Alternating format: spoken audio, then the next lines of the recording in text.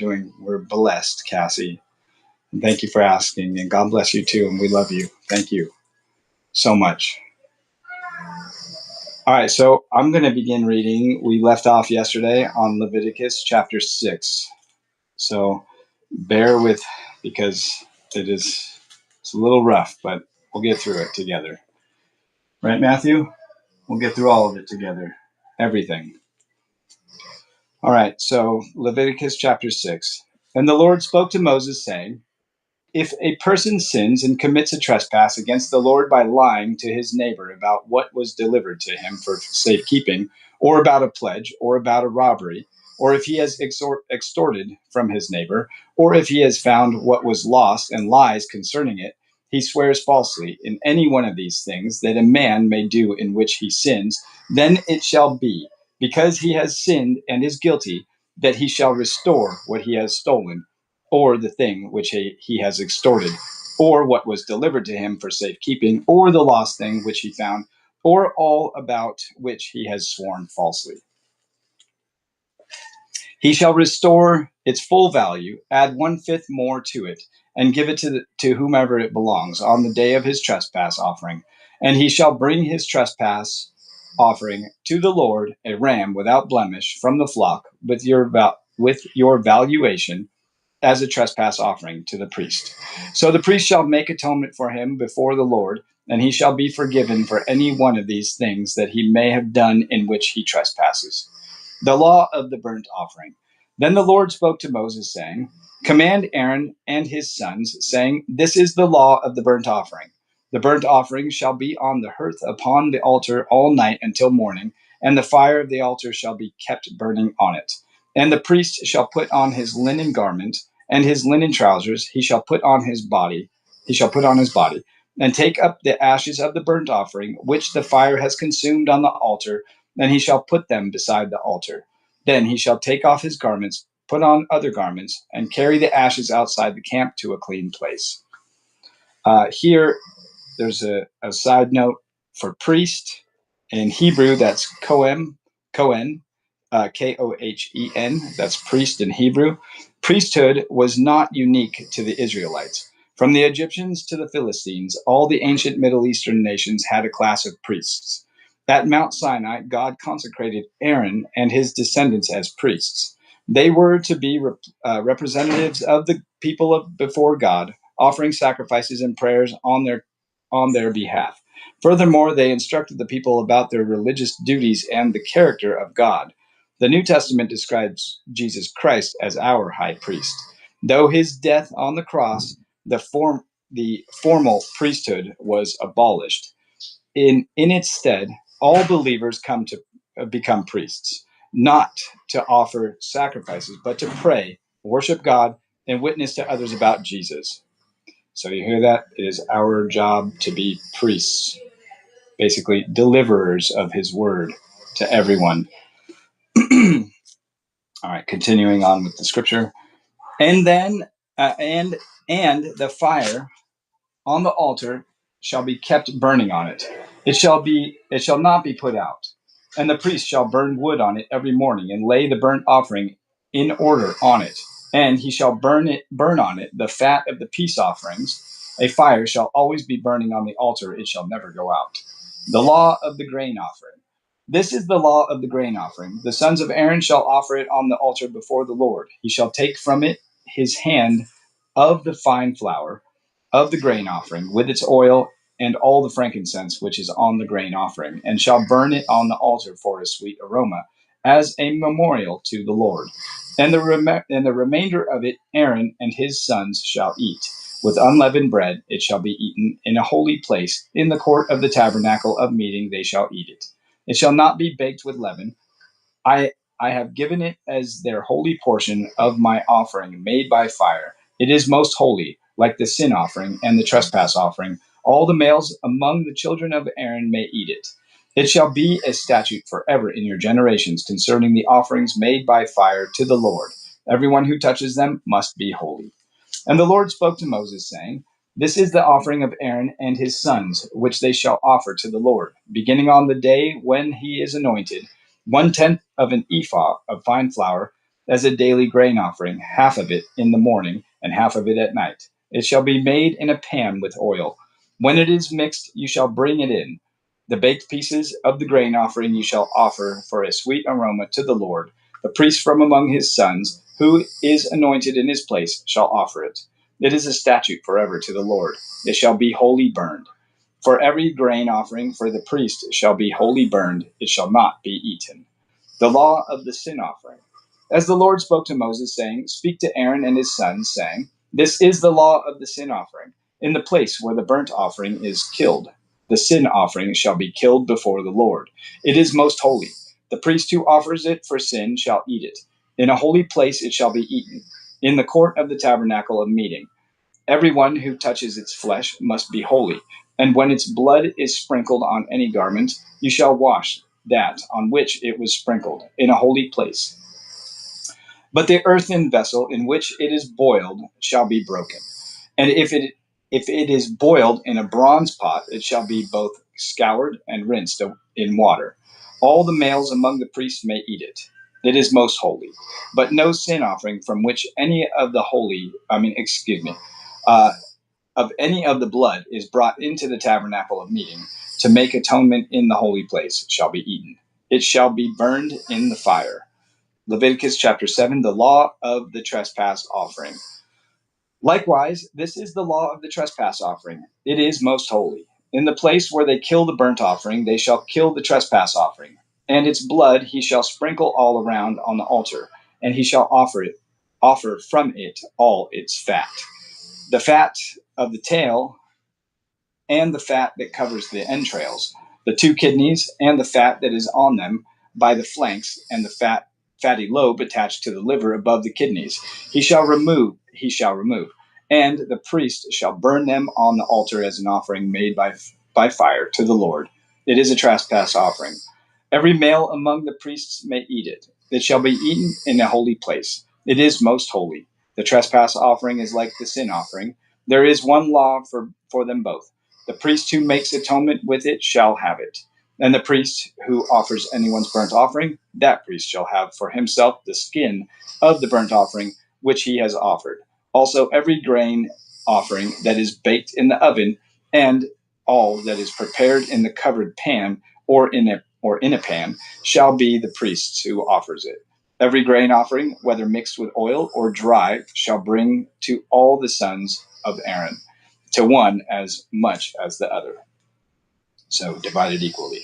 The law of peace offerings. This is the law of the sacrifice of peace offerings, which he shall offer to the Lord. If he offers it for thanksgiving, then he shall offer with the sacrifice of thanksgiving unleavened cakes mixed with oil, unleavened wafers anointed with oil, or cakes of blended flour mixed with oil. Besides the cakes, as his offering, he shall offer leavened bread with the sacrifice of thanksgiving of his peace offering. And from it he shall offer one cake from each offering as a heave offering to the Lord. It shall belong to the priest who sprinkles the blood of the peace offering. The flesh of the sacrifice of his peace offering for thanksgiving shall be eaten the same day it is offered. He shall not leave any of it until morning. But if the sacrifice of his offering is a vow or a voluntary offering, it shall be eaten the same day that he offers his sacrifice. But on the next day, the remainder of it also may be eaten. The remainder of the flesh of the sacrifice on the third day must be burned with fire. And if any of the flesh of the sacrifice of his peace offering is eaten at all on the third day, it shall not be accepted, nor shall it be imputed to him. It shall be an abomination to him who offers it, and the person who eats of it shall bear guilt. The flesh that touches any unclean thing shall not be eaten. It shall be burned with fire. And as for the clean flesh, all who are clean may eat of it. But the person who eats the flesh of the sacrifice of the peace offering that belongs to the Lord, while he is unclean, that person shall be cut off from his people. Moreover, the person who touches any unclean thing, such as a human uncleanness, an unclean animal, or any abominable unclean thing, and who eats the flesh of the sacrifice of the peace offering that belong to the Lord, that person shall be cut off from his people. Fat and blood may not be eaten. And the Lord spoke to Moses, saying, speak to the children of Israel, saying, You shall not eat any fat of ox or sheep or goat, and the fat of an animal that dies naturally, and the fat of what is torn by wild beasts may be used in any other way, but you shall not by no means eat it. For whoever eats the fat of the animal of which men offer an offering made by fire to the Lord, the person who eats it shall be cut off from his people. Moreover, you shall not eat any blood in any of your dwellings, whether of bird or beast. Whoever eats any blood, that person shall be cut off from his people. The portion of Aaron and his sons. Then the Lord spoke to Moses, saying, Speak to the children of Israel, saying, He who offers the sacrifice of his peace offering to the Lord shall bring his offering to the Lord from the sacrifice of his peace offering. His own hands shall bring the offerings made by fire to the Lord. The fat with the beast he shall bring, that the beast may be waved as a wave offering before the Lord.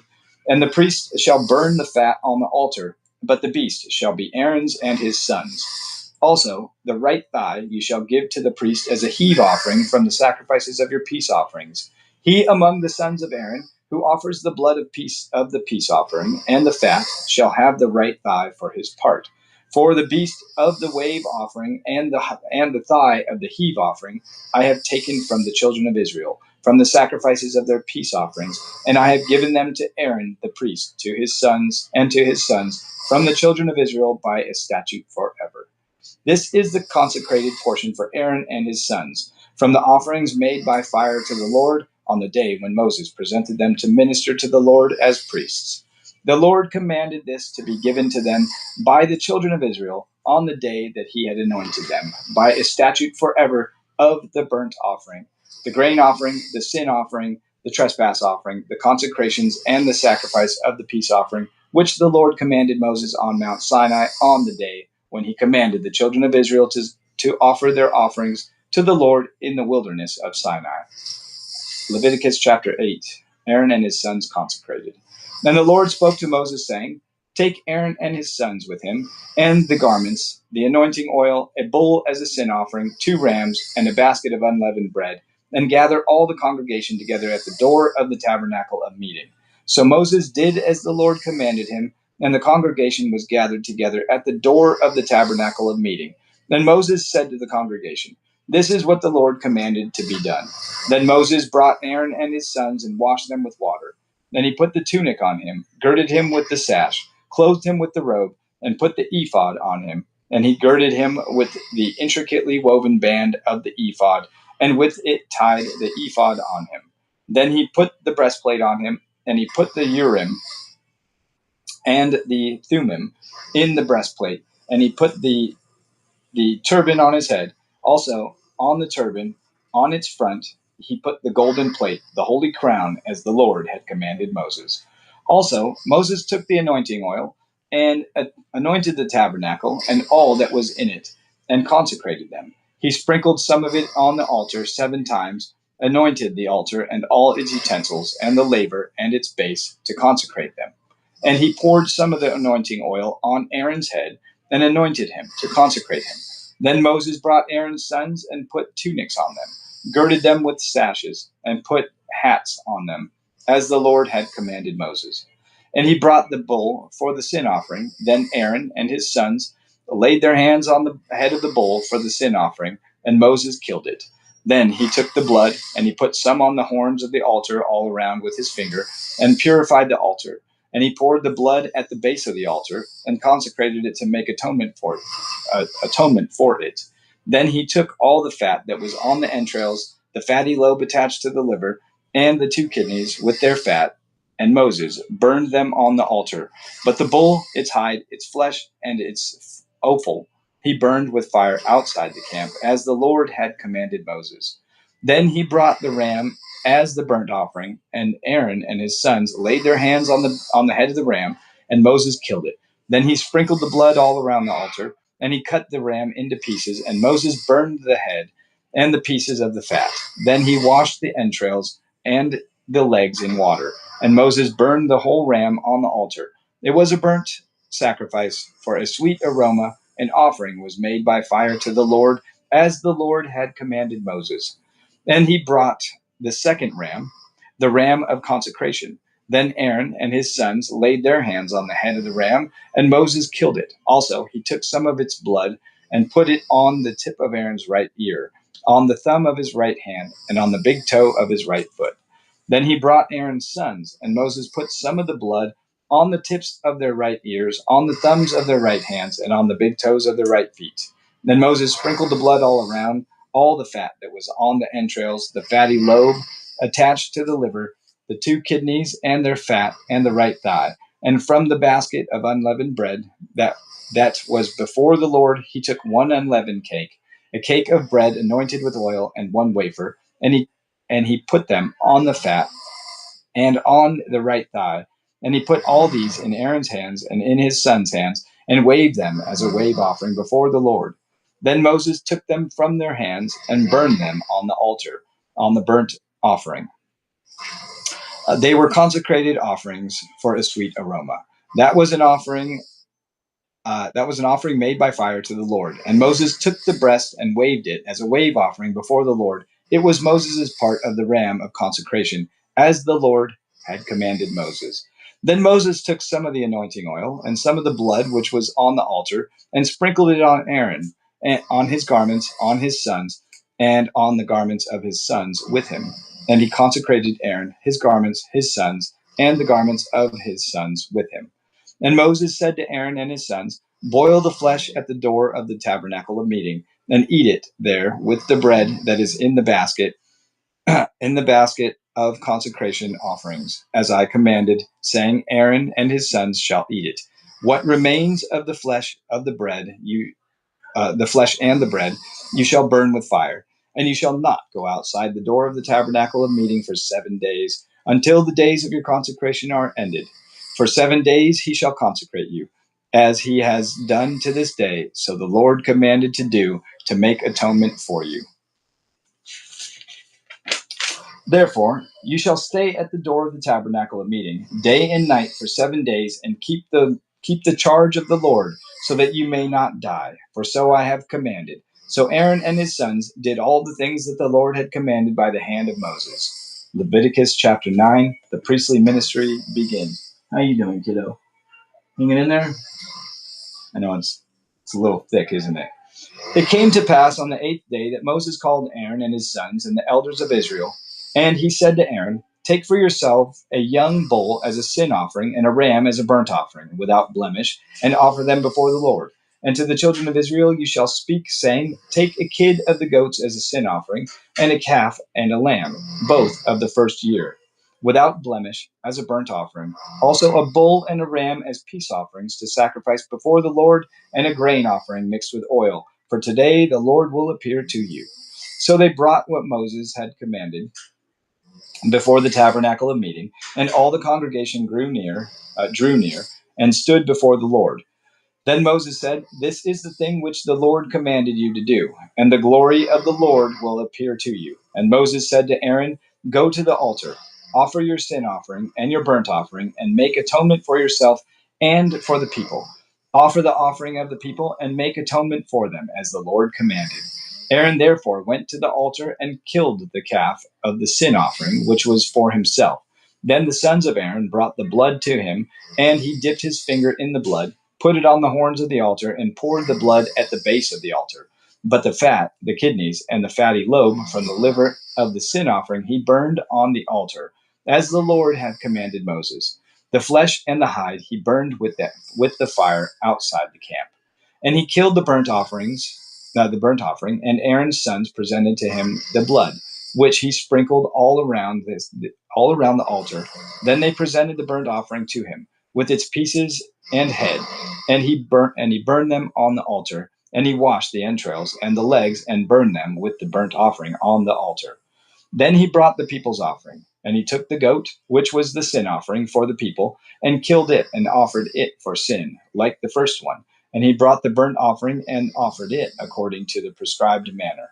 Then he brought the grain offering, took a handful of it, and burned it on the altar, besides the burnt sacrifice of the morning. He also killed the bull and the ram as sacrifices of peace offerings, which were for the people. And Aaron's sons presented to him the blood which he sprinkled all around on the altar, and the fat from the bull and the ram, the fatty tail, what covers the entrails, and the kidneys and the fatty lobe attached to the liver. And they put the fat on the breasts. Then he burned the fat on the altar, but the breasts and the right thigh Aaron waved as a wave offering before the Lord as Moses had commanded. Then Aaron lifted his hand toward the people, blessed them, and came down from offering the sin offering, the burnt offering, and peace offerings. And Moses and Aaron went into the tabernacle of meeting and came out and blessed the people. Then the glory of the Lord appeared to all the people. Then the fire came out from before the Lord and consumed the burnt offering and the fat on the altar. When all the people saw it, they shouted and fell on their faces. There's a couple of side notes here. I will read them. They're Hebrew words. So to make atonement in Hebrew is kafar, K-A-P-H-A-R. So I might be saying that wrong. Typically I am. In its various uses, this word can mean to cover, to appease, or to ransom. It can refer to a monetary transaction, but in scriptures, it more commonly speaks of payment for sin. All the various offerings in the Jewish sacrificial system are described as effecting atonement. The key idea is that these offerings gained the favor of God, and God removed the worshiper's guilt. The sacrifice was presented as a substitute for the life of the offender. The sacrifice of an animal atoned for the offender's sin and turned aside God's wrath. Like the lambs offered to atone for the sins of the Israelites, Jesus' life was offered was offered as a substitute for ours. His death turned away God's wrath and atoned for our sins. Amen.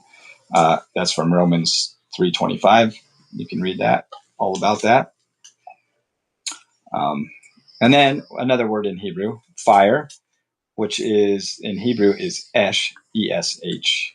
In the Old Testament, fire and flame were closely associated with Israel's worship and religious life. The consumption of offerings by flame assured the priests that God had accepted the people's sacrifice. Numerous references to fire in the Bible emphasize God's judgment on wickedness and unbelief. God is, and that's what's going to come again, huh, Matthew? Because God promised He'll never bring flood upon the earth, but it will be fire. Anyway, so God is represented as a consuming fire. As a source of heat and light, fire is often pictured in the Bible as God's agent to purify and illuminate. The coming messenger of the Lord portrayed as a refiner's fire, and that you can find that in Malachi 3. The tongues as of fire that came with the descent of the Holy Spirit at Pentecost underscored the purging and illuminating quality of God's truth. And you can find that in Acts chapter 2. Leviticus chapter 10, the profane fire of Nadab and Abihu. Then Nadab and Abihu, the sons of Aaron, each took his censer and put fire in it, put incense on it, and offered profane fire before the Lord, which he had not commanded them. So fire went out from them. So fire went out from the Lord and devoured them, and they died before the Lord. And Moses said to Aaron, "This is what the Lord spoke, saying, by those who come near me, I must be regarded as holy. And before all the people, I must be glorified." So Aaron held his peace. Then Moses called Mishael and Elzaphan, the sons of Uzziel, the uncle of Aaron, and said to them, "Come near, carry your brethren from before the sanctuary out of the camp." So they went near. Now, I've been typically avoiding this, but I wanted to see. You know what? I'm not going to do that. Okay, so they went near and carried them by their tunics out of the camp as Moses had said. And Moses said to Aaron and Eleazar and Ithamar his sons, "Do not uncover your heads nor tear your clothes, lest you die." And wrath came upon all the people. But you let your brethren, the whole house of Israel, bewail the burning which the Lord has kindled. You shall not go out from the door of the tabernacle of meeting, lest you die. For the anointing oil of the Lord is upon you. And they did according to the word of Moses. Conduct prescribed for priests. Then the Lord spoke to Aaron, saying, Do not drink wine or intoxicating drink, you nor your sons with you, when you go into the tabernacle of meeting, lest you die. It shall be a statute forever throughout your generations, that you may distinguish yourselves holy and unholy, and between unclean and clean. And you may teach the children of Israel all the statutes which the Lord has spoken to them by the hand of Moses. And Moses spoke to Aaron and to Eleazar and to Ithamar, his sons who were left. Take the grain offering that remains of the offerings made by fire to the Lord, and eat it without leaven beside the altar, for it is most holy. You shall eat it in a holy place, because it is your due and your son's due of the sacrifices made by fire to the Lord. For so have I been commanded. The breast of the wave offering and the thigh of the heave offering you shall eat in a clean place, you and your sons and your daughters with you. For they are your due and your sons' due, which are given from the sacrifices of peace offerings of the children of Israel. The thigh of the heave offering and the breast of the wave offering they shall bring with the offerings of fat made by fire, to offer as a wave offering before the Lord, and it shall be yours and your sons with you by a statute forever, as the Lord has commanded. Then Moses made careful inquiry about the goat of the sin offering, and there it was, burned up. And he was angry with Eleazar and Ithamar, the sons of Aaron who were left, saying, Why have you not eaten the sin offering in a holy place, since it is most holy, and God has given it to you to bear the guilt of the congregation, to make atonement for them before the Lord? See, its blood was not brought inside the holy place. Indeed, you should have eaten it in a holy place, as I commanded. And Aaron said to Moses, Look, this day they have offered their sin offering and their burnt offering before the Lord, and such things have, have befallen me. If I had eaten the sin offering today, would it have been accepted in the sight of the Lord? So when Moses heard that, he was content. I don't get it. I hope someone out there does. I know I'm going to seek that out and see what other people have to say about it, scholars and whatnot, but that's a little confusing. How about you? Did you get it? Did you understand, Matthew? Maybe not. Leviticus chapter 11, foods permitted and forbidden.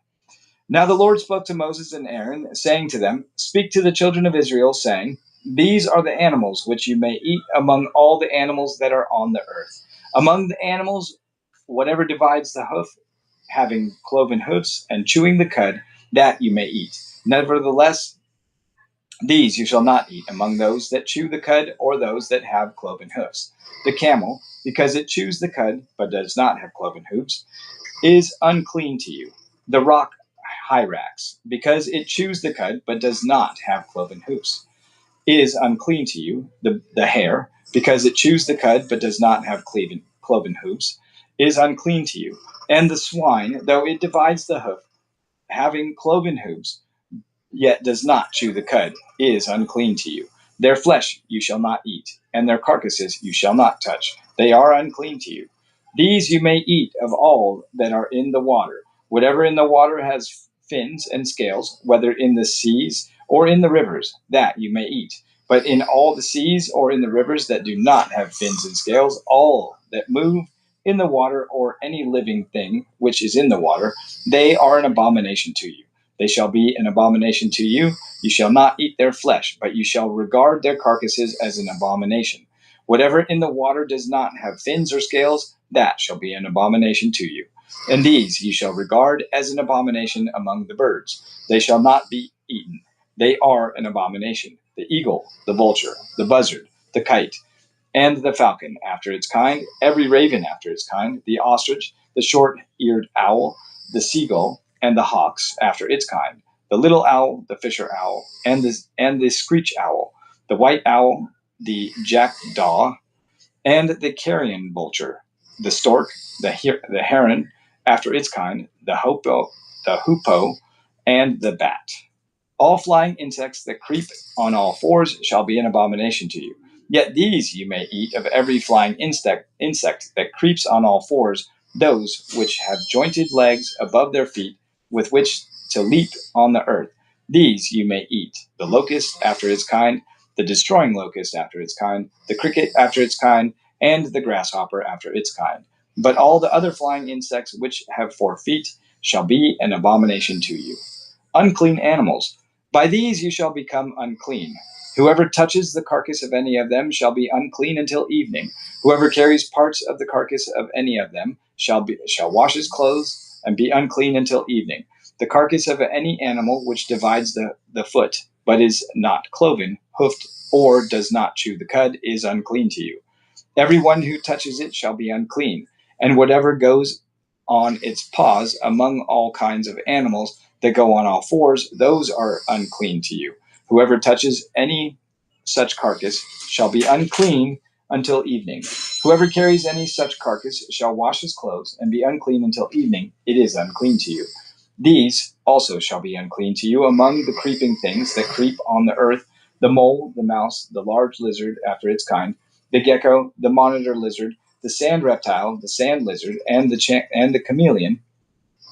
These are unclean to you among all that creep. Whoever touches them, when they are dead, shall be unclean until evening. Anything on which any of them falls when they are dead shall be unclean, whether it is any item of food, of wood, or clothing, or skin, or sacks. Whatever item it is, in which any work is done, it must be put in water. It shall be unclean until evening, then it shall be clean. Any earthen vessel into which any of them falls, you shall break, and whatever is in it shall be unclean.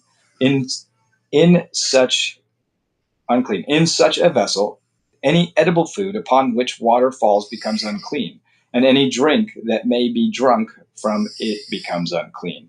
And everything on which a part of any such carcass falls shall be unclean. Whether it is an oven or cooking stove, it shall be broken down. For they are unclean, and shall be unclean to you. Nevertheless, a spring or a cistern in which there is plenty of water shall be clean. But whatever touches any such carcass becomes unclean. And if a part of any such carcass falls on any planting seed which is to be sown, it remains clean. But if water is put on the seed, and if a part of any such carcass falls on it, it becomes unclean to you. And if any animal which you may eat dies, he who touches its carcass shall be unclean until evening. He who eats of its carcass shall wash his clothes and be unclean until evening. He also who carries its carcass shall wash his clothes and be unclean until evening. And every creeping thing that creeps on the earth shall be an abomination. It shall not be eaten. Whatever crawls on its belly, whatever goes on all fours, or whatever has many feet among all creeping things that creep on the earth, these you shall not eat, for they are an abomination. You shall not make yourselves abominable with any creeping thing that creeps, nor shall you make yourselves unclean with them, lest you be defiled by them. For I am the Lord your God. You shall therefore consecrate yourselves, and you shall be holy, for I am holy. Neither shall you defile yourself with any creeping thing that creeps on the earth. For I am the Lord who brings you up out of the land of Egypt to be your God. You shall therefore be holy, for I am holy. This is the law of the animals and the birds and every living creature that moves in the waters, and of every creature that creeps on the earth, to distinguish between the unclean and the clean, and between the animal that may be eaten and the animal that may not be eaten. Leviticus chapter 12, the ritual after childbirth. Then the Lord spoke to Moses, saying, Speak to the children of Israel, saying, If a woman has conceived and borne a male child, then she shall be unclean for 7 days, as in the days of her customary impurity she shall be unclean. And on the 8th day, the flesh of his foreskin shall be circumcised. She shall then continue in the blood of her purification 33 days. She shall not touch any hallowed thing, nor come into the sanctuary until the days of her purification are fulfilled. But if she bears a female child, then she shall be unclean 2 weeks, as in her customary impurity, and she shall continue in the blood of her purification 66 days. When the days of her purification are fulfilled, whether for a son or a daughter, she shall bring to the priest a lamb of the first year as a burnt offering, and a young pigeon or a turtle dove as a sin offering to the door of the tabernacle of meeting. Then he shall offer it before the Lord and make atonement for her, and she shall be clean from the flow of her blood. This is the law for her who has borne a male or a female.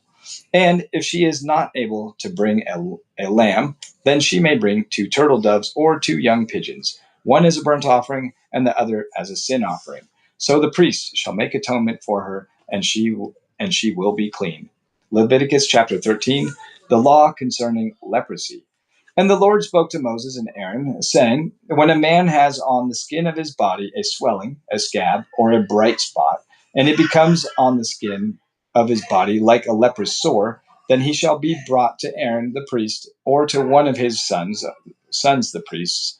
The priest shall examine the sore on the skin of the body, and if the hair on the sore has turned white, and the sore appears to be deeper than the skin of his body, it is a leprous sore. Then the priest shall examine him and pronounce him unclean. But if the bright spot is white on the skin of his body and does not appear to be deeper than the skin, it is and its hair is not turned white, then the priest shall isolate the one who has the sore 7 days. Then the priest shall examine him on the 7th day. And indeed, if the sore appears to be as it was, and the sore has not spread on the skin, then the priest shall isolate him another 7 days. Then the priest shall examine him again on the 7th day. And indeed, if the sore has faded, and the sore has not spread on the skin, then the priest shall pronounce him clean. It is only a scab. It is clean. He is clean, and it is only a scab. And he shall wash his clothes and be clean. But if the scab should at all spread over the skin, after he has been seen by the priest for his cleansing, he shall be seen by the priest again. And if the priest sees that the scab has indeed spread on the skin, then the priest shall pronounce him unclean. It is leprosy. When the leprous sore is on the person, then he shall be brought to the priest, and the priest shall examine him.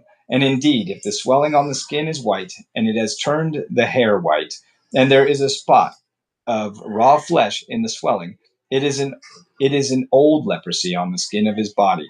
The priest shall pronounce him unclean, and shall not isolate him, for he is unclean. And if leprosy breaks out all over the skin, and the leprosy covers all the skin of the one who has the sore from his head to his foot, wherever the priest looks, then the priest shall consider. And indeed, if the leprosy has covered all his body, he shall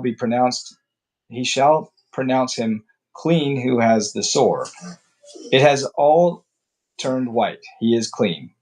But when raw flesh appears on him, he shall be unclean. And the priest shall examine the raw flesh and pronounce him to be unclean. For the raw flesh is unclean. It is leprosy. Or if the raw flesh changes and turns white again, he shall come to the priest, and the priest shall examine him. And indeed, if the sore has turned white, then the priest shall pronounce him clean. Who has the sore, he is clean. If the body develops a boil in the skin, and it is healed, and in the place of the boil there becomes a white swelling or a bright spot, reddish white, then it shall be shown to the priest. And if, when the priest sees it, it indeed appears deeper than the skin, and its hair has turned white, the priest shall pronounce him unclean. It is a leprous sore which has broken out of the boil. But if the priest examines it, and indeed there are no white hairs on it, I hope no one's eating right now, and it is not deeper than the skin, but has faded, then the priest shall isolate him 7 days. And if it should at all spread over the skin, then the priest shall pronounce him unclean. It is a leprous sore. But if the bright spot stays in one place and has not spread, it is the scar of the boil, and the priest shall pronounce him clean. Or if the body receives a burn on its skin by fire, and the raw flesh of the burn becomes a bright spot, reddish white or white, reddish white or white, then the priest shall examine it. And indeed, if the hair on the bright spot has turned white, and it appears deeper than the skin, it is leprosy broken out in the burn. Therefore, the priest shall pronounce him unclean. It is a leprous sore.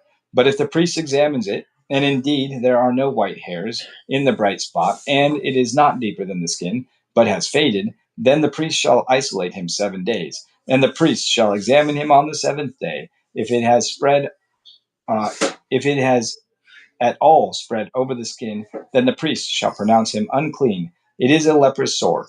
But if the bright spot stays in one place and has not spread on the skin, but has faded, it is a swelling from the burn. The priest shall pronounce him clean, for it is the scar from the burn. If a man or a woman has a sore on the head or the beard, then the priest shall examine the sore.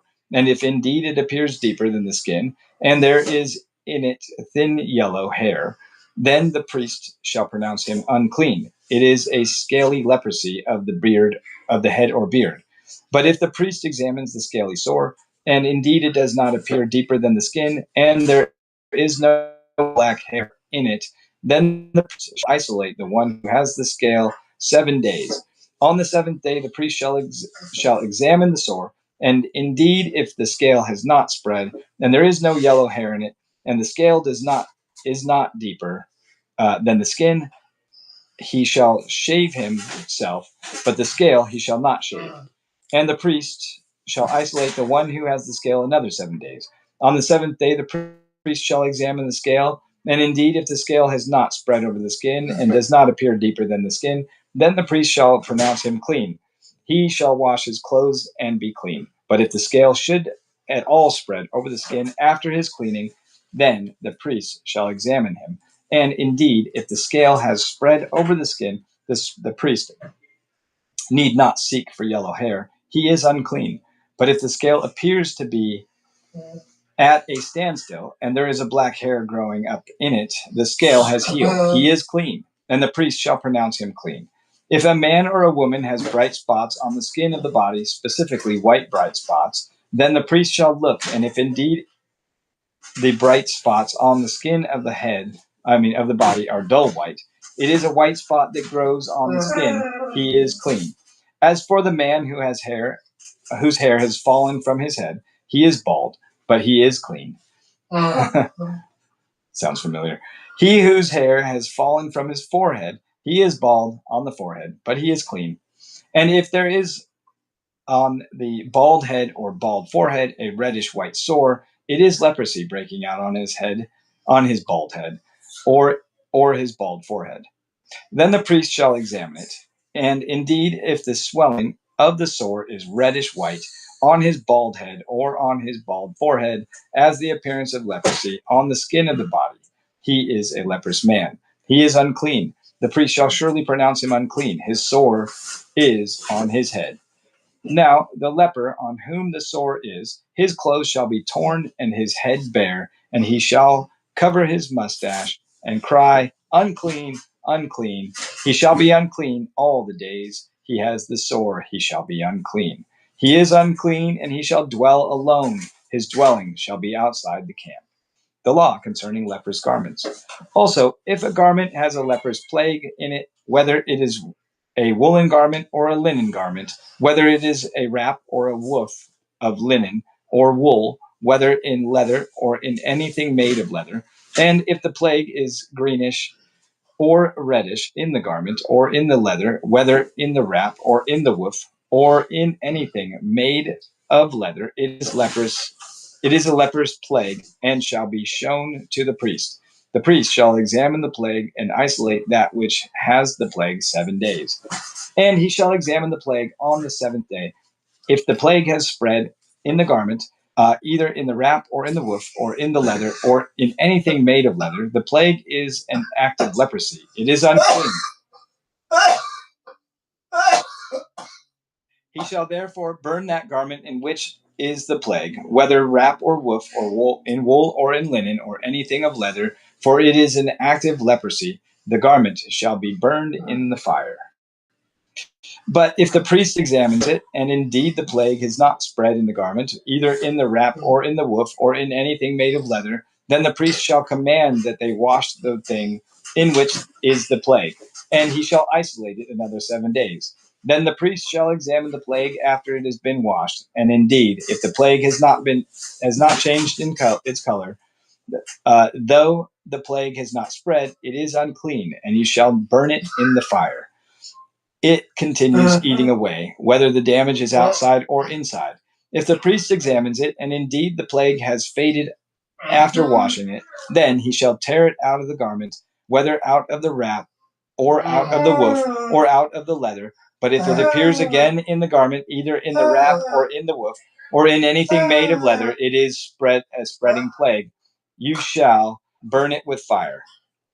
Burn with fire that in which is the plague. And if you wash the garment, either wrap or woof, or whatever is made of leather, if the plague has disappeared from it, then it shall be washed a second time, and shall be clean. This is the law of the leper's plague in a garment of wool or linen, either in the wrap or woof, or in anything made of leather, to pronounce it clean or to pronounce it unclean. Leviticus chapter 14, the ritual for cleansing healed lepers. The ritual for cleansing healed lepers. When the Lord spoke to Moses, saying, "This shall be the law of the leper for the day of his cleansing. He shall be brought to the priest, and the priest shall go out of the camp, and the priest shall examine him.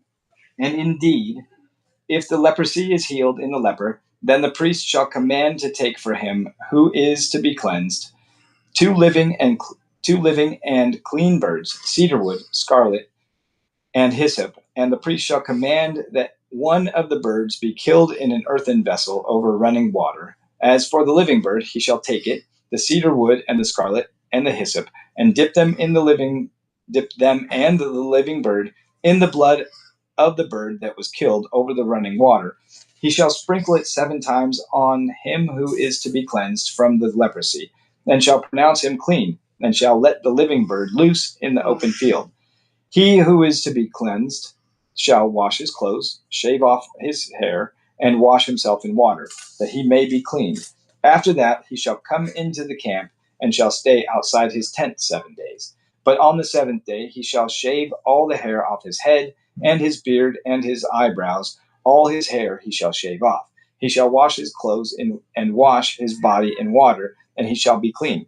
On the 8th day he shall take 2 male lambs without blemish, 1 ewe lamb of the first year without blemish, 3/10 of an ephah of fine flour mixed with oil as a grain offering, and 1 log of oil. Then the priest who makes him clean shall present the man who is to be made clean, and those things before the Lord at the door of the tabernacle of meeting. And the priest shall take 1 male lamb, offer it as a trespass offering, and the log of oil, and wave them as a wave offering before the Lord. Then he shall kill the lamb in the place where he kills the sin offering and the burnt offering in a holy place. For as the sin offering is the priest's, so is the trespass offering. It is most holy. The priest shall take some of the blood of the trespass offering, and the priest shall put it on the tip of the right ear of him who is to be cleansed, on the right thumb of his right hand, and on the big toe of his right foot. And the priest shall take some of the log of oil and pour it into the palm of his own hand. Then the priest shall dip his right finger in the oil that is in his left hand, and shall sprinkle some of the oil with his finger 7 times before the Lord. And the rest of the oil in his hand the priest shall put some on the tip of the right ear of him who is to be cleansed, on the thumb of his right hand, and on the big toe of his right foot, on the blood of the trespass offering. The rest of the oil that is in the priest's hand he shall put on the head of him who is to be cleansed. So the priest shall make atonement for him before the Lord. Then the priest shall offer the sin offering and make atonement for him who is to be cleansed from his uncleanness. Afterward he shall kill the burnt offering, and the priest shall offer the burnt offering and the grain offering on the altar. So the priest shall make atonement for him, and he shall be clean. But if he is poor and cannot afford it, then he shall take 1 male lamb as a trespass offering to be waved, to make atonement for him, 1/10 of an ephah of fine flour mixed with oil as a grain offering, a log of oil, and 2 turtle doves or 2 young pigeons, such as he is able to afford. One shall be a sin offering, and the other a burnt offering. He shall bring them to the priest on the 8th day for his cleansing, to the door of the tabernacle of meeting before the Lord. And the priest shall take the lamb of the trespass offering and the log of oil, and the priest shall wave them as a wave offering before the Lord. Then he shall kill the lamb of the trespass offering, and the priest shall take some of the trespass offering, and the priest shall take some of the blood of the trespass offering, and put it on the tip of the right ear of him who is to be cleansed, on the thumb of his right hand, and on the big toe of his right foot. And the priest shall pour some of the oil into the palm of his own left hand. Then the priest shall sprinkle with his right finger some of the oil that is in his left hand 7 times before the Lord. And the priest shall put some of the oil that is in his hand on the tip of the right ear of him who is to be cleansed, on the right thumb of the right hand, and on the big toe of the right foot, on the place of the blood of the trespass offering. The rest of the oil that is in the priest's hand he shall put on the head of him who is to be cleansed, to make atonement for him before the Lord. And he shall offer one of the turtle doves or young pigeons, such as he can afford, such as he is able to afford, the one as a sin offering and the other as a burnt offering with the grain offering, so that the priest shall make atonement for him who is to be cleansed before the Lord. This is the law for one who had a leprous sore, who cannot afford the usual cleansing. The law concerning leprous houses. And the Lord spoke to Moses and Aaron, saying, when you have come into the land of Canaan, which I give you as a possession, and I put the leprous plague in a house in the land of your possession, and he who owns the house comes and tells the priest, saying, it seems to me that there is some plague in the house, then the priest shall command that they empty the house before the priest goes into it to examine the plague, that all that is in the house may not be made unclean. And afterward the priest shall go in to examine the house. And he shall examine the plague, and indeed if the plague is on the walls of the house with ingrained streaks, greenish or reddish, which appear to be deep in the wall, then the priest shall go out of the house to the door of the house and shut up the house 7 days.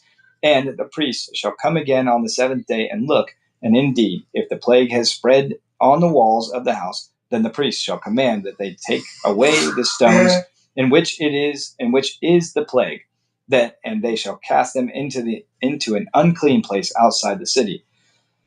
And he shall cause the house to be scraped inside, all around, and the dust that they scrape off they shall pour out in an unclean place outside the city. Then they shall take other stones and put them in the place of those stones. And he shall take other mortar and plaster the house. Now, if the plague comes back and breaks out in the house, after the house has taken away the stones, and he has scraped the house, and after it is plastered, then the priest shall come and look, and indeed, if the plague has spread in the house, it is an active leprosy in the house. It is unclean. Then he shall break down the house, its stones, its timber, and all the plaster of the house, and he shall carry them outside the city to an unclean place. Moreover, he who goes into the house at all while it is shut up shall be unclean until evening, and he who lies down in the house shall wash his clothes, and he who eats in the house shall wash his clothes. But if the priest comes in and examines it, and indeed the plague has not spread in the house after the house was plastered, then the priest shall pronounce the house clean, because the plague is healed, and he shall take to cleanse the house 2 birds, cedarwood, scarlet, and hyssop. Then he shall kill one of the birds in an earthen vessel over running water, and he shall take the cedarwood, the hyssop, the scarlet, and the living bird, and dip them in the blood of the slain bird and the running water, and sprinkle the house 7 times.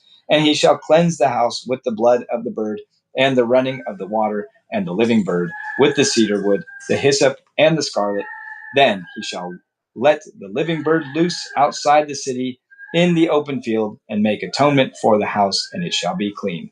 This is the law for any leprous sore, and scale for the leprosy of a garment, and of a house for a swelling, and a scab, and a bright spot, to teach when it is unclean and when it is clean. This is the law of leprosy. And I think we'll continue with the law concerning bodily discharges tomorrow. I'm going to say goodbye to YouTube and Rumble. Thank you for enduring all of that. That was quite heavy.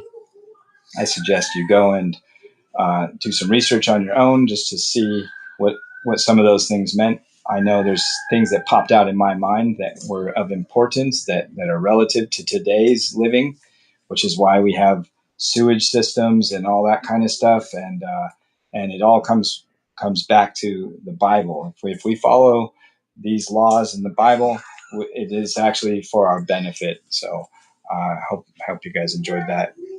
I'll see you tomorrow. God bless you in Jesus' name. And we love you. Thank you.